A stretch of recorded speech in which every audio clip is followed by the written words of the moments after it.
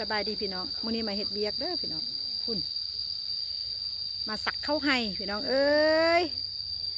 ให้บอกทีมงานเพิ่นกับป้าโทรเซียซ่ามาแต่ประเทศญี่ปุ่นพุ่นได้พี่น้องมาเฮ็ดเบียกนำกันเลยนะไปเบิ่งนำกันว่าสักเข้าให้สิเป็นจังได้นะพี่น้องเนาะอันนี้ก็เป็นชาวบ้านที่มาซอยยิ้มแย้งตู่ยิ้มแย้งแล้วก็เป็นเซียวสานเด้พี่น้องมื้อนี้ก็จะมาสักเข้าให้เข้านี่เพิ่นก็เป็นเข้าที่ว่าเพิ่นศึกษาหรือว่าทดสอบบางว่าแนวพันธุ์เข้านี่เหมาะสำหรับเคสผู้ดอยบ่สินะสำหรับประเทศลาวเนาะเพิ่นก็เป็นแนวพันธุ์เข้าที่เอามาแต่ประเทศญี่ปุ่นก็เลยพี่น้องมาปลูกทดสอบบางว่ามันสิงามบ่ปลูกอยู่ประเทศลาวนี่พี่น้องเอ้ยไปเบิ่งนำกันว่าสักเข้าให้สิเป็นจังได้อันนี้ก็จะเป็นเพิ่นก็จะวางแป้งไม่เนี่ยได้พี่น้องมันก็จะไม้เป็นแป้งเป็นบล็อกสลับนะ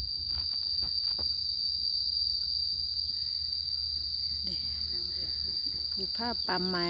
ธรรมศาสตร์บานเฮาสวยสดงดงามพี่น้องเอ้ย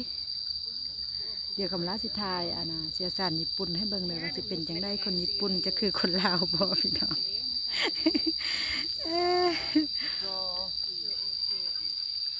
So for this, we put out some water. Just little little. เพิ่นได้ภาษาปากีสเพิ่นกับสปิกกันเลยละคำลาบ่หูนิดนึงบ่หูหลายพี่น้องเอาน้ำออกนิดนึงเอาประดิษฐ์เองเลยเอาผ้าเชือกเราพอเอายาตัวนี้ผลสีทน้ำนี้เราเอาอันนี้จุ่มนิดนึงมันสิ่งแวดล้อม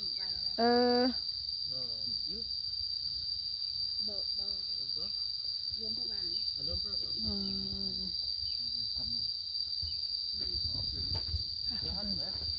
แต่ว่าเมล็ดพันธุ์เพิ่นก็จะต้องได้มีการป้องกันเนาะบ่ให้หมดห้าแมงเข้าไปแล้วก็จะเป็นทีมงานเพิ่นเนาะ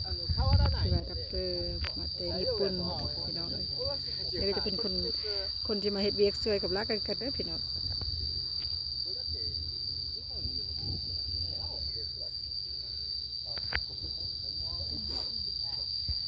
มะม่วงเราเป็นบาเนาะหน่วยใหญ่บา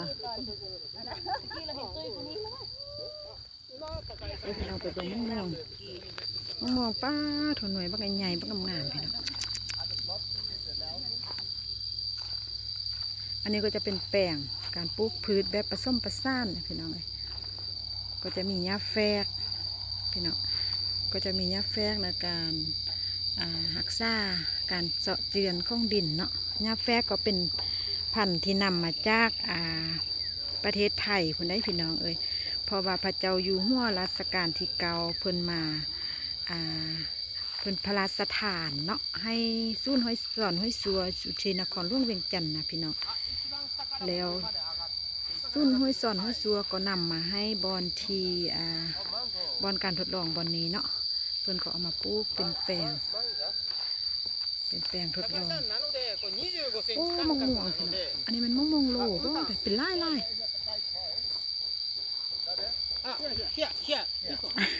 ฮัลโหล Hi. มาภาษาญี่ปุ่นรถ Don't do that. 12.5センチ。อ๋อเนี่ยบานนานาก็อยู่ต้นมะม่วงขึ้นนี่มังโกมะม่วงมะกล้วยอันนั้นกินได้โอเคได้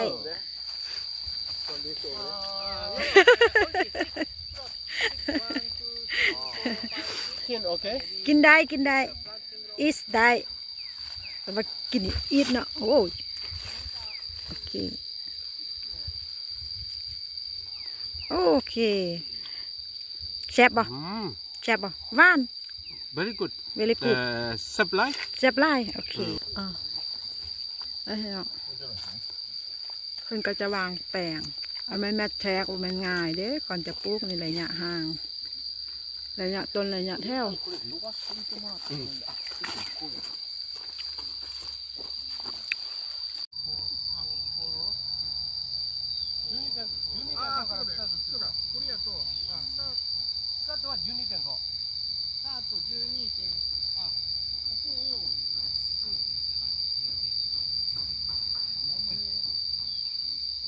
นี่จะเป็นการวางแปลงพี่น้องมันก็จะมีรวงกว้างรวงยาว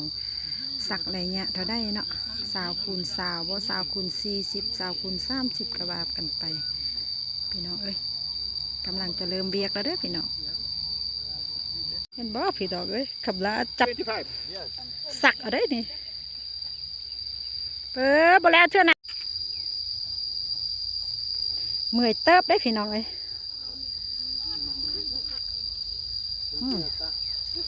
มือปุ้มแล้วพี่น้องเห็นบ่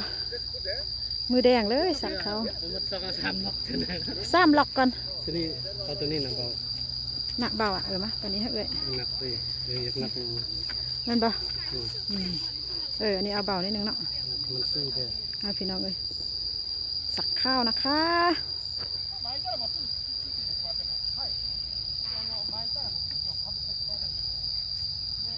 ก่อนสิแล้วมื้อนี้น่าจะหมดมือเลยพี่น้องเอ้ยมีลายแป้งอยู่เลยมีลายแป้งอยู่ดิเมื่อยละก่อ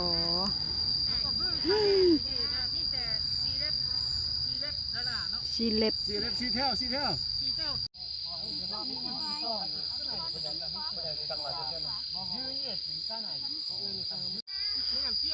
เปลี่ยนแบบเขาบอกอยากเห็ดแบบเก่างงอาศัยงง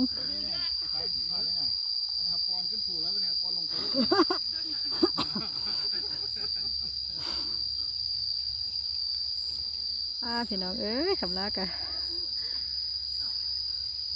ยังนานได้มื้อนี้จึงจะแล้วนะหมดมือพุ่นแหละพี่น้องมื้อนี้ผัดว่าฟ้าแดดยังไงพี่น้องเอ้ยซื่อๆนะคำลาเก่งอยู่แล้วนะพี่น้องเนาะ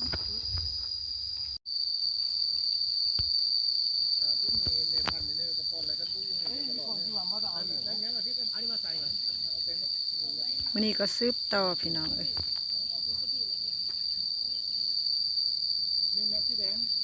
เมื่อคืนนี้ฝนตกเห็นว่าดินอ่อนดีเด้พี่น้องเห็นปะภูเข้าสักเข้า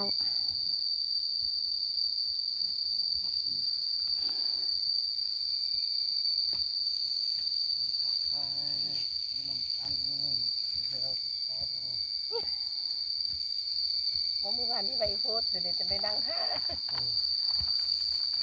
มื้อนี้เข้าใจแล้วดีกระไว้นิดนึง ทะเบียนนี้บ่เรื่องเทื่องฟ้า อืม move move เราถ่ายคลิปเลย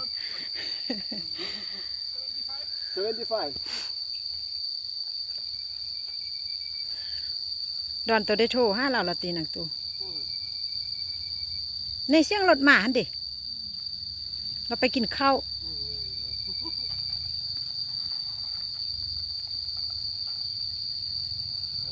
ไม้หลักตรงนี้มันยังโหยังนอนสุดเลย บลงเนาะ นับอยู่เพิ่งโอ้ยลงแล้ว แม่น ถูกไหมเด้อ พระเจ้าก็จะเอาไม้มาคั้นไว้ยานผู้ปอนเข้าลงเนาะเป็นการทดลองเด้วยพี่น้องเอ้ย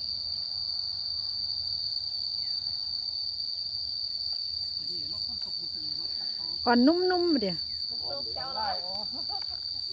อืม อะไรเนี่ยเมาอ่ะ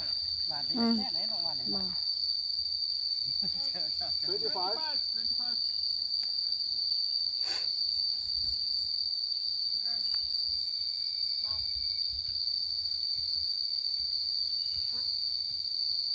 เมาน้องหนึ่งอะไรแสดง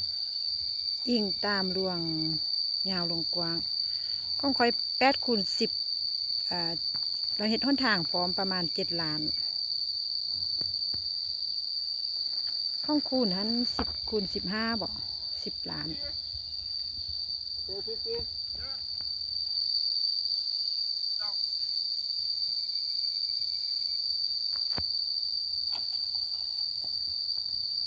504 คูณ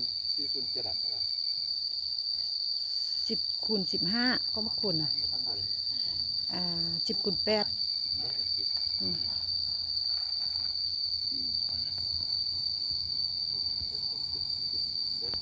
8 ขอบคุณพี่ๆเพื่อนๆทุกท่านทุกบ้านเด้อที่ให้เกียรติติดตามรับชมฝากกดไลค์กด Subscribe เพื่อเป็นกำลังใจให้ซองแพงคำลาชาแนลโดยเด้อพี่ๆเพื่อนๆทุกท่านทุกบ้านกดไลค์กดแชร์ให้คำลาโดยเด้อเพื่อเป็นกำลังใจให้คำลาในการสร้างคลิปใหม่ๆมาฝากมาตอนพี่น้องทุกๆท่านเนาะก็เอาพี่ๆเพื่อนๆทุกท่านจงมีสุขภาพแข็งแรงลำๆรวยๆเฮงๆปังๆกันหมดทุกผู้ทุกคนเด้อจ้าขอบคุณมากค่ะบ๊ายบาย